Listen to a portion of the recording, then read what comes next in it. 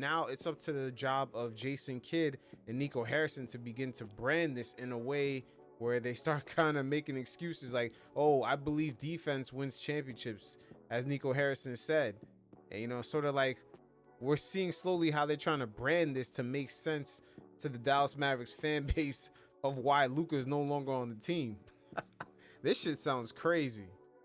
So let's take a look at Jason Kidd and Nico Harrison kind of speak about the new players that they inquired and some of their thought processes. We really feel that they're bringing in, they're adding into the culture that we're trying to create here. We feel that defense wins championships, and we're excited to go. We feel like we're built to win now as well as in the future. At this point in his career, especially without asking out, what got you guys to the point where you felt like moving on from Luka was in the best interest of the franchise? Yeah, I think it wasn't really like a point. I think it was like, how do we make our team better? You know, there's some unique things about his contract that we had to pay attention to. You know, there's other teams that were loading up, you know, that he was going to be able to decide make his own decision at some point of whether he wants to be here or not, whether we want to supermax him or not, or whether he wants to opt out.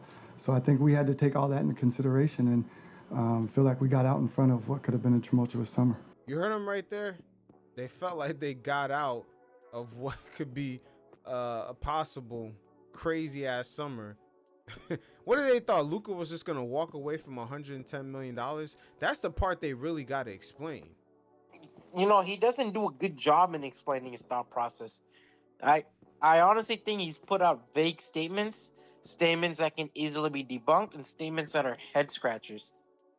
Yeah, it's just it is a lot of head scratchers, and I don't know. It's very odd, very odd. But the Supermax, it seemed like there was an issue with it. But again, the league right now, this is all brand new because once Luka hit that super max, he's gonna, I think his salary could be anywhere from like 70 up until like 80 plus million a year. And what the whole salary cap for a whole team is like what, 190? So it's like for them to build a team around that, yeah, the Edelson family would have to be paying into the tax every single season. And eventually their tax bill will look like, you know, it could possibly look like what the Phoenix Suns are paying, which this season they owe about $167 million in luxury tax, which is crazy. But yeah. Let's continue on. They were asked about the difficult decision that they made right here. How did they come to it? Nico, did you have any indication from him or his representation that he was going to opt out or not take the extension or anything like that? No, not at all. Not at all. Nothing verbally that would lead me to believe that.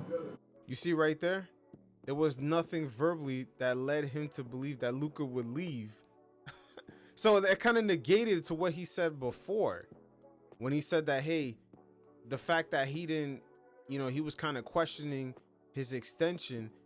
They felt like it was going to lead to a crazy summer. He just said that literally the statement before. I honestly want to know who he's bullshitting.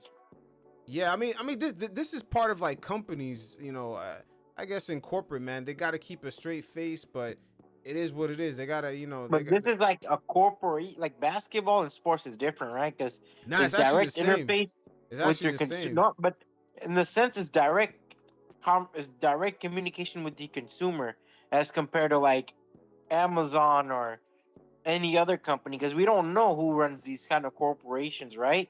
But with basketball, we know who runs what. Like, you know what I mean? Like we do, but they still keep a straight face. Like it's almost how they wanted, like what Jimmy Butler is doing right now in Miami. That's a very rare thing for a player to even do. It's very unprofessional. But these guys, they're keeping a straight face because everyone knows, you know, deep down, this is a top player in the league. You guys just gave him away for penalties. I mean, the examples are out there. You know, Paul George, 5 first-round picks. Rudy Gobert, 4 first-round picks. Mikal Bridges, 5 first-round picks. And Luka Doncic's price was 1 first-round pick. And Anthony Davis, like, it seems kind of cheap. Even Utah was able to get a shit ton of assets from Rudy Gobert. Yeah. But what I mean by like NBA and basketball and sports, it's like there is more clear communication with the consumer, meaning like the consumer is much more emotionally involved than any other company that they probably don't work for, if that makes sense. Yeah, but it seems like Yeah. they're playing the company man role right now because Yeah. this is a this is bullshit. At the end of the day, this is bullshit. But Yeah. let's continue. Let's see what else they got asked. Why would the Supermax be a difficult decision on your end? Oh no, it's not a matter of it being a difficult decision. It's a matter of, once you put that out there, they accept or they don't, and at that point you kind of you're on the clock. Did you have discussions with any other teams besides the Lakers about this deal? No, and I'd like to give Rob Pelinka a lot of credit. Trades, you guys have been around here. Trades don't happen at the smallest level without stuff getting out. I was thinking, right? Like this was a tight trade, right? Mm-hmm. The Lakers and the Dallas Mavericks. That means no one beside people in that conversation knew what was going on, right? I don't think that Edelson knew what was going on. I don't think I don't know if Genie Bus knew what was going on, right? It's all speculation. So when my thinking is, man, like the Lakers and the Mavericks are able to kind of pull this trade off. My thing is they kept it tight, so there would be no leaks from either Clit Sports or obviously rumors spread around in every organization because everyone got ears everywhere, right? Mm-hmm. And you run into this idea of a team leaking it so they could mess up this trade, right? And then from there on, you kind of like give opportunities to like Brooklyn to make a trade if they wanted to, right? Because like Brooklyn's always going to be a major market that could make trades. If you are the Oklahoma City Thunder, you're looking at your billion trades, you're looking at your trillion draft picks, and you're like, you know what? We can get something awesome trading Luka Doncic away, It's and true. that's why I think those guys kept it tight to avoid the possibility of a team like Oklahoma making a deal or get rid of the possibility of Brooklyn deciding, yo, we want to be players and we want to make a trade or any other organization that I can think of. But those two teams kind of mainly come into mind is to ensure that, we avoid that possibility. And Rob and I were able to have, really intense conversations over the course of, 3 or 4 weeks that started out as a coffee that, was more, hey, would you ever, I don't know, would I? Let me think of, and then it built upon that. And, we kept it between us. We had to keep it tight. J Kidd didn't know about it. But J Kidd and I are aligned, and we talk about archetypes, and we talk about the culture that we want to create. So I know the type of players that he likes without actually talking to him. Hey, would you like, so I know that. And J Kidd coached them when they won a championship. So I think when you're aligned with your coach like that, I know the type of players that he likes. And so I felt good about it making sense to where we're trying to go. Interesting. He did not speak to J Kidd directly on what exactly he was doing. So that's a confirmation right there. J Kidd had no idea. Nico Harrison, he was just actually kind of going off the archetype of what Jason Kidd wanted. I don't know, man. I'm pretty sure Jason Kidd knows, like, you have Luka. That's like a cheat code to be in the mix every year. Like, you know what I mean? Like, knowing the archetype of what a coach wants is a good thing, but just having Luka, it's a generational cheat code, man. You force your team to build a team around that guy, not the other way around. With Luka's pedigree and potential that he's shown so far, this feels like a move that you absolutely have to be right about. There can't be any doubt in your mind when you pull the trigger on it. I'm just curious, what convinced both of you that you will not be wrong? Well, let's be clear. I'm the one making the decision, and Jay's supportive of it. So it's me. I don't do anything that's scary. I think everything that we do, we put a lot of work into it. We study it, and we restudy it, and we go back, and I understand the magnitude of it. So the easiest thing for me to do is do nothing, and everyone would praise me for doing nothing. But we really believe in it, and time will tell if I'm right. You've said it a number of times. You've mentioned the word culture and how Anthony and the other players you bring back fit that culture. Are you implying that Luka no longer fit that culture? No, listen, one thing about me, I'm not going to talk bad about any players. Like that's not going to do, us or me any good. I just say there's levels to it. and there's people that fit the culture, and there's people that come in and add to the culture, and those are two distinct things. And I believe the people that were coming in are adding to the culture. People add to the culture. Who's coming in adding to the culture of just making sure that you get to at least the conference finals every year? Like that's like pretty much a floor. Like at least a second round of the playoffs. Like I don't know. You know, the culture when you're a player, like I said, when you're a young player is only 25 years old, you don't get rid of that. Did you also hear how he has support from the owner? Yeah, of course he has support from the owner because I think this is something high, like from these answers, right? A part of me really thinks that like even this guy Nico Harrison was forced to pull that trigger. Yeah, now he has to just be the face. What would you just say to fans who are frustrated about this move? I, I'm sorry they're frustrated, but it's something that we believe in as an organization. It's going to make us better. We believe that it sets us up to win not only now but also in the future. And when we win, I believe the frustration will go away. Nico, what was the conversation like with Patrick Dumont when we introduced this idea to him? Now right here, he's asked directly, what was the conversations like with Mr. Dumont, the Mavericks owner? The first time he laughed at me. No, I mean, Patrick, he's the owner. Obviously, he's the ultimate decision maker, but he entrusts in J Kidd and I to lead this team, and he's putting the trust into us. And then obviously, you got to get judged on the performance that you've done as a leader. And at some point, if it doesn't work out, then I'll be judged for that. Jason, what is your reaction to this trade? Yeah, I think it's it's something that, as Nico's brought up, we are aligned, right? And so just understanding Luka, when I first came here, excited about the opportunity to coach an upcoming star and who became a mega star. And I was just blessed to have that opportunity to coach him.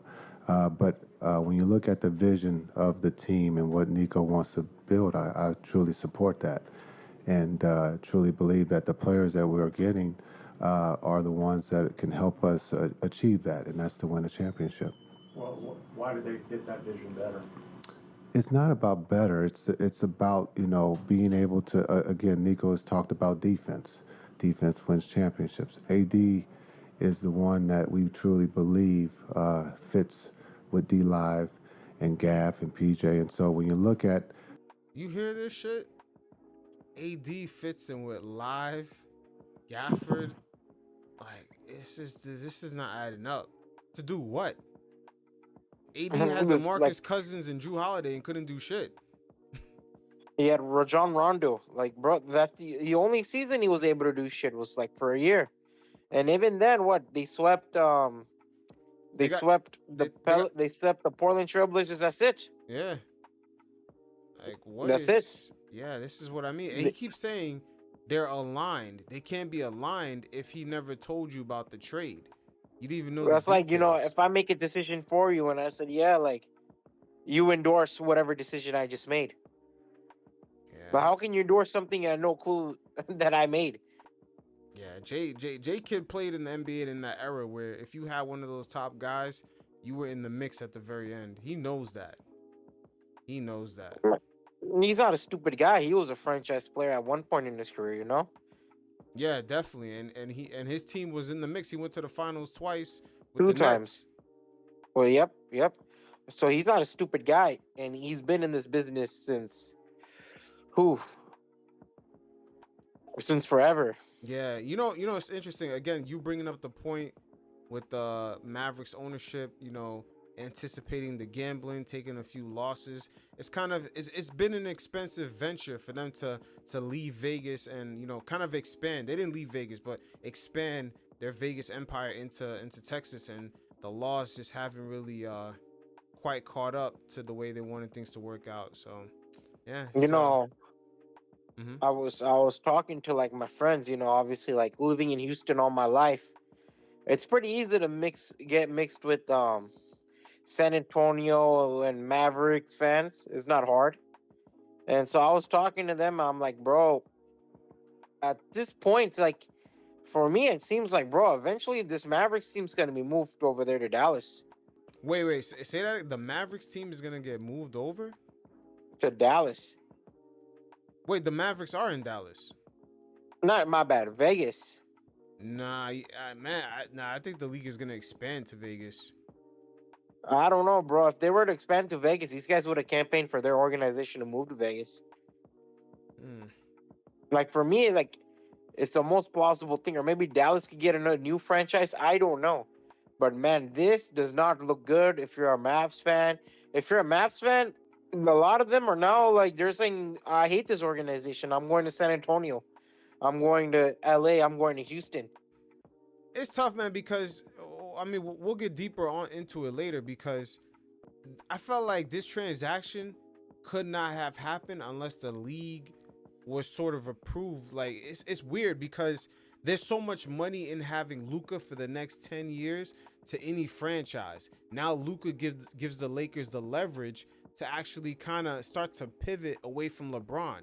They have the full leverage now. They have a guy who can not only make them relevant and actually could bring them income besides LeBron. So now some of that, the superpowers of clutch sports, LeBron getting Bronny on the team and LeBron getting AD that contract with clutch sports, all those superpowers now have dwindled down because now they have a 25-year-old Westbrook. Westbrook. Now they have a 25-year-old in Luka who can bring them new revenue. So they could be like, "Hey, LeBron, bye-bye. Like if you don't like what we're doing, you can start to formulate an exit plan." I mean, that's fine and all, but what I mean is like, bro, like that is the most logical thing right now that I could think of is like they're either gonna like, bro, like I said, they invested a lot into this shit, right? Mm-hmm. And if you invest a lot in this shit, at one point they're gonna look at what can we get in return. At that point, they're gonna possibly look at, man, let's move this shit to Vegas because it's not paying out over here. You know, like, will it like? How would it work? I don't know, but it feels like I wouldn't be surprised if that happens. Yeah, I mean that's very nuanced. That's very interesting right there. I'm not too sure, but at the end of the day, Luka, him being on the Mavericks franchise, I'm wondering what was the network of the Mavs when this news announcement was made? Like, how much did it drop? Because some of these stars It's gonna drop a lot. some of these stars being attached to these franchise, it is part of that net worth. So I'm just curious about that. And the NBA isn't the NFL. It's not a team kind of league. You know, this is an individual based league because everybody plays kind of similar positions.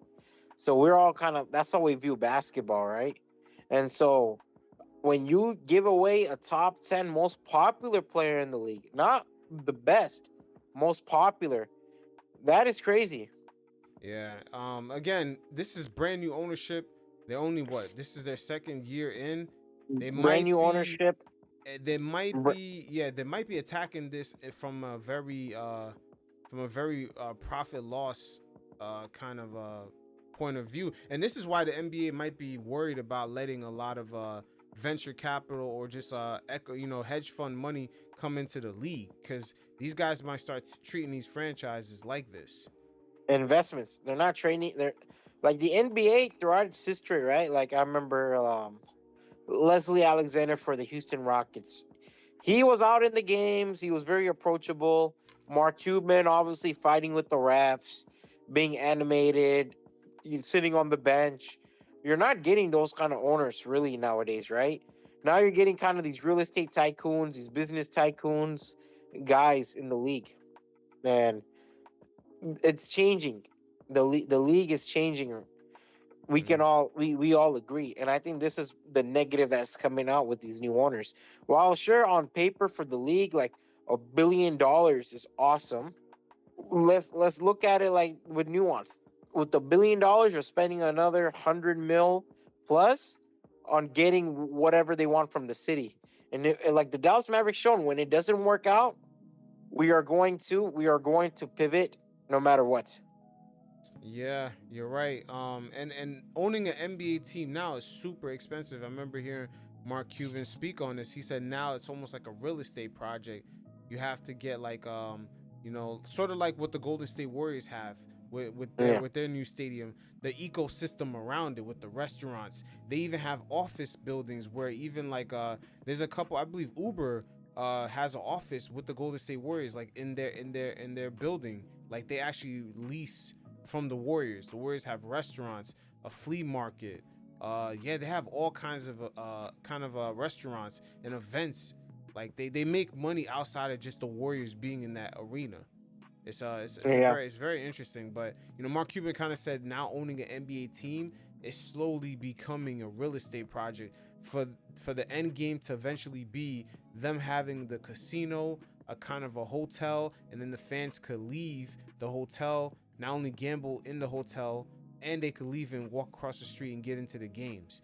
He said eventually that's where everything is kind of headed towards, where they could eat, they could shop, do everything in one area along with the team. He's like, that's kind of where everything is kind of going.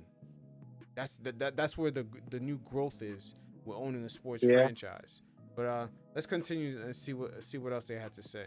Forward, we're looking at the window to win now, and with AD and Christie, and not to forget about Christie. He's a young wing that we believe that fits. What do you envision?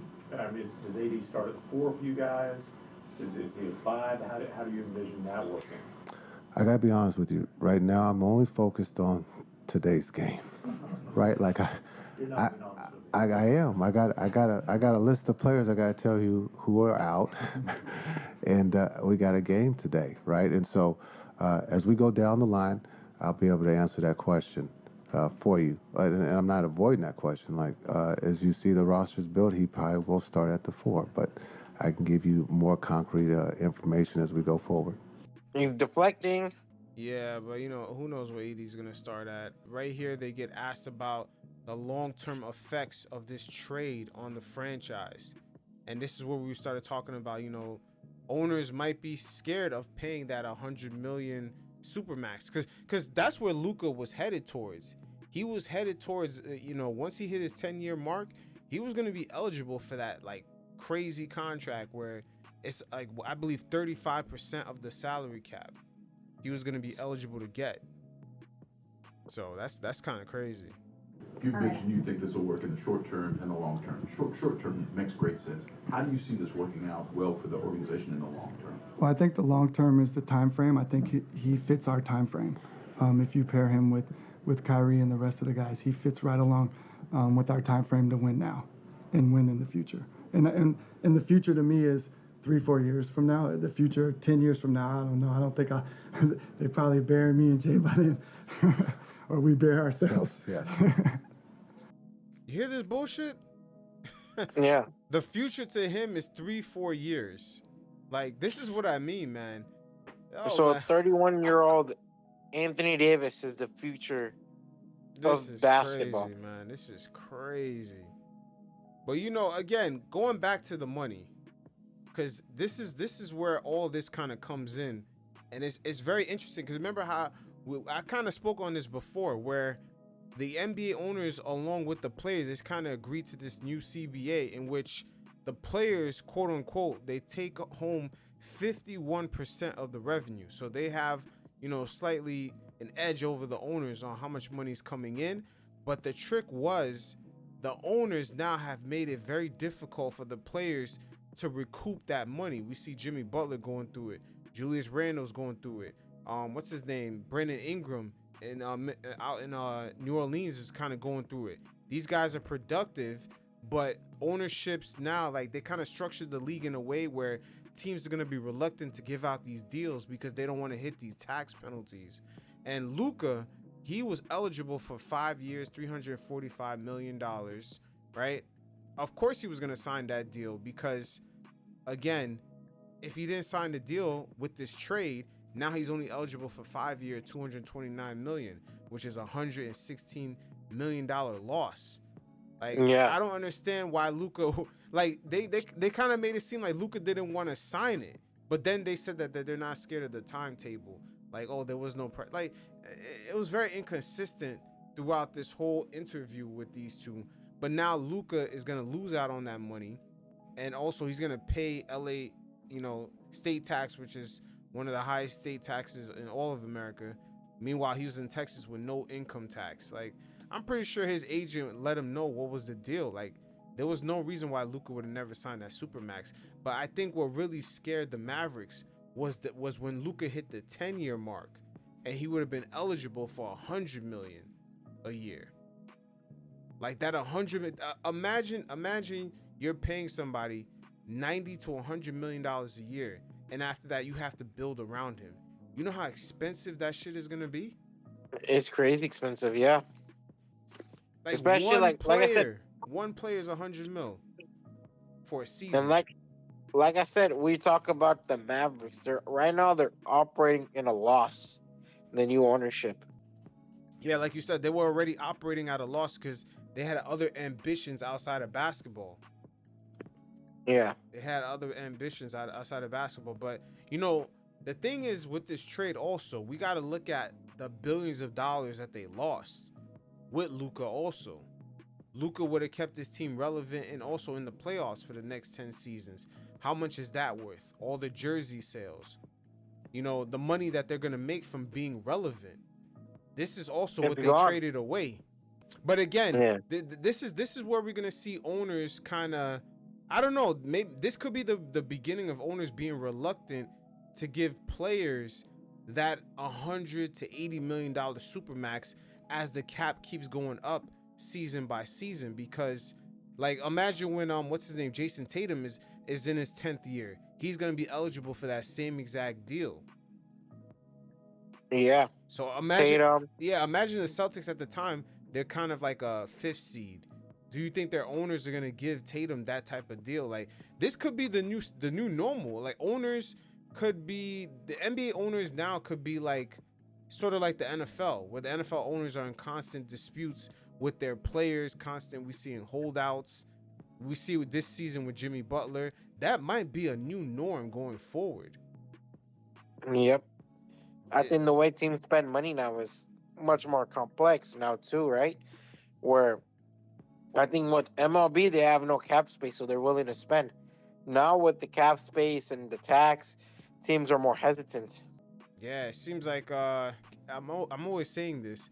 It's not about the contract, it's about the terms of the deal. And I think the players now, their eyes are beginning to open because some of them haven't realized yet that, hey, it's hard for you to get paid.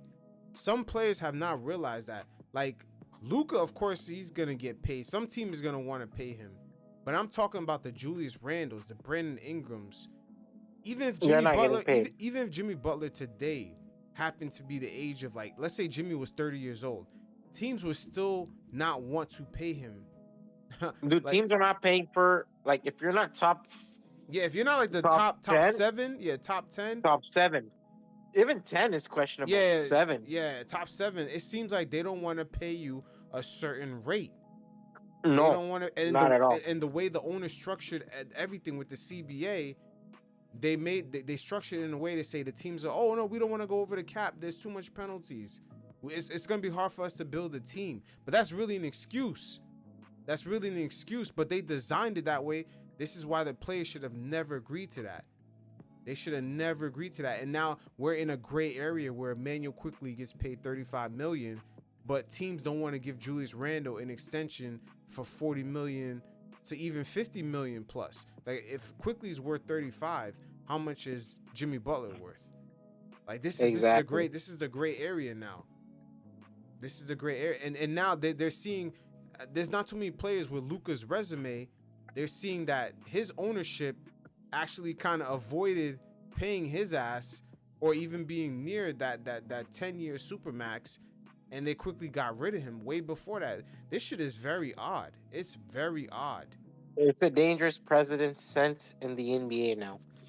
I wouldn't say that. I would say it's something that the players will have to focus on at some point, because how is it not a dangerous precedent set in the NBA? Because now you're looking at new owners and the way they're maneuvering, right? Like the days of like Cuban and Dr. Jerry Buss, it's over. Yeah, but I would say it's really on the players because they already signed the deal. They already agreed. So the players now are gonna have to see how the owners are moving and they have an early opt-out clause. The players can actually opt out of the CBA early into this new TV deal. But what they're gonna notice, all I'm saying is what they're gonna notice in the next couple of years is that they're gonna see productive players kind of have fallouts when the contracts come for renewal. That's all I'm saying, and we're already seeing it right now. We're already seeing it. This Luka situation could be that.